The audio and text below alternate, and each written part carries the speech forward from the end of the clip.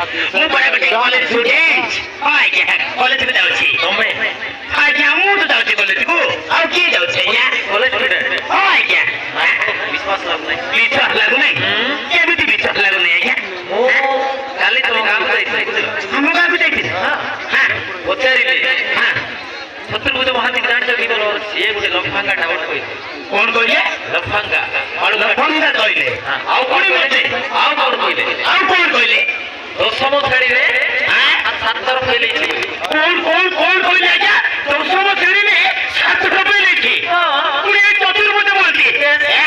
ଆପଣଙ୍କୁ ଯିଏ ବି କହିଛି ଏକଦମ ମିଛ କହିଛି ଆଜ୍ଞା।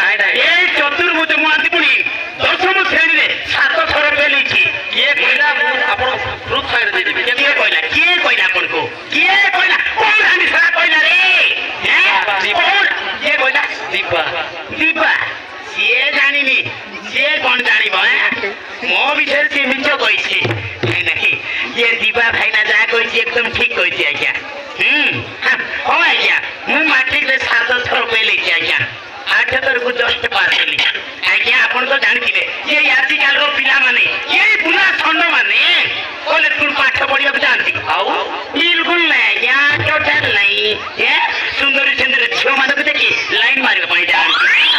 ଏ ପାଠ ପଢା ବିଷୟରେ ଆଜିକାଲିର ପିଲାମାନଙ୍କୁ ଜ୍ଞାନ ଅଛି ବିଲକୁଲ ନାହିଁ। କଲେଜର ସୁନ୍ଦରୀ ସୁନ୍ଦରୀ ଝିଅ ମାନଙ୍କୁ ପ୍ରେମରେ ପଶି ରୋମାନ୍ସ କରିବା ପାଇଁ ଯାଆନ୍ତି।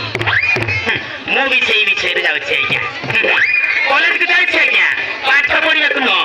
କୋଉ ଗୋଟେ ସୁନ୍ଦରୀ ସେକ୍ସି ଗାର୍ଲକୁ ଦେଖି ମୋ ପ୍ରେମରେ ରୋଷେଇ ପଶେଇ ତା ସହିତ ଶୈଶୈରୁ ଖେଳ କରିବାକୁ। ହଁ ଆଜ୍ଞା ହେଲେ କଣ କରିବି ଆଜ୍ଞା? ମୋର ଦୁର୍ଭାଗ୍ୟ ଆଉ। ଗୋଟାଏ ବର୍ଷ ହେଲା ଆଜ୍ଞା କଲେଜକୁ ଯାଉଛି।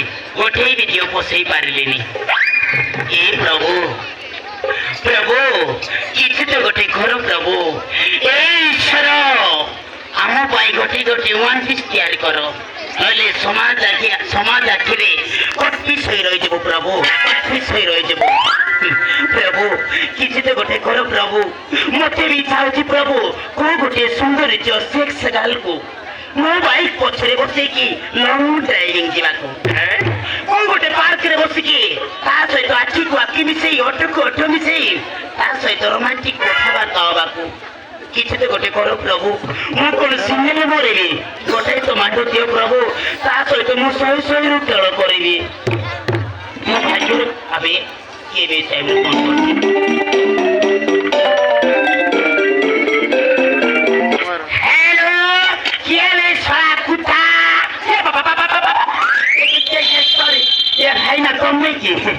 ସରି ଜାଣିନି ଚିଠି ଦେଲେ ନମ୍ବର ଦେଖିଲେନି ତ କଣ କହୁଛ କୁହ? କଣ ହେଲା? ତମେ ପୁଣି ମତେ ପର୍ସନାଲ କଥା ଟିକେ କହିବାର ଅଛି।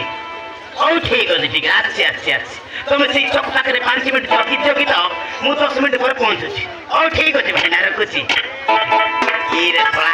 ଇଏ ଜୀବନ ସାମୁଦ୍ରାଇ ପୁଣି ମତେ କଣ ପର୍ସନାଲ କଥା କିଏ କହିବ ରେ? ତା ପାଖକୁ ଡାକୁଛି ଆଜ୍ଞା। ଆମର ଗୋଟେ ଭାଇନା ଅଛି ଜୀବନ ଜୀବନ ଭାଇନା। ଆଚ୍ଛା ସିଏ ମତେ ଫୋନ କରିଥିଲା ତ ତା ପାଖକୁ ଡାକିଛି। କଣ ଗୋଟେ ପର୍ସନାଲ କଥା କିଏ କହିବ ପୁଣି।